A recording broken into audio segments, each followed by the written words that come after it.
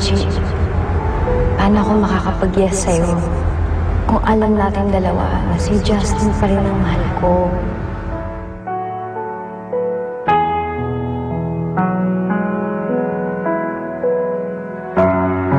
Huwag ka naman ganyan. Don't do this to me. Huwag ka naman ganyan. Elaine, hindi kita pwedeng pakasalan. Hindi na kita mahal eh. Justin, di ba minahal mo naman ako? Kaya mo kong mahalin ulit. Elaine, hindi ko na kaya ibalik yung nararamdaman ko noon. I tried. God knows I tried. Pero iba na laman ang puso ko ngayon. Justin, huwag kang ganyan. Nangako ka sa akin, nangako kang hindi mo ko iiwan, hindi ka mawawala. Huwag kang...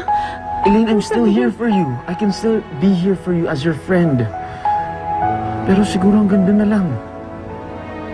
No. Si Jessie ang mahal ko.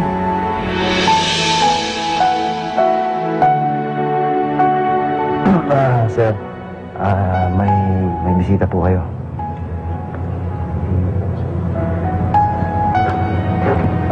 Jessie, anong ginagawa mo dito? May emergency ba? Wala namang emergency. Meron na akong sasabihin sa'yo. Oo. Pag na magpakasal. Hindi ako papayag. Akin ka lang, Justin. Akin ka lang. Elaine, let go of me. No. Please. Hindi ko kaya. Mamamagayo ko. Huwag, Justin, please. Elaine, I know you're a strong person. Kaya mo to, tanggapin mo. Hindi ko kaya. Justin, please. Parang awa mo na. Huwag mo akong iwan. Justin. Elaine, I'm sorry. I'm sorry, okay?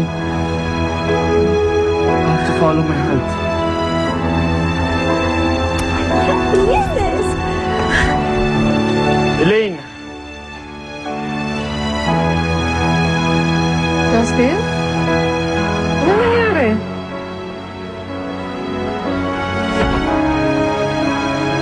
What did Justin do? What he had to do. The right thing. Halika na, breakfast muna tayo.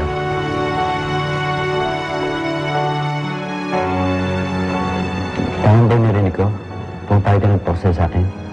Pagod na ang puso ko, Luigi. Kaya gusto ko makalimutan si Justin. Jessie, pinapangako ko na hindi ka na magsisisi. Lahat gagawin ko para maging masaya ka. Hindi ka naiiyak ko na. Luigi. Jessie.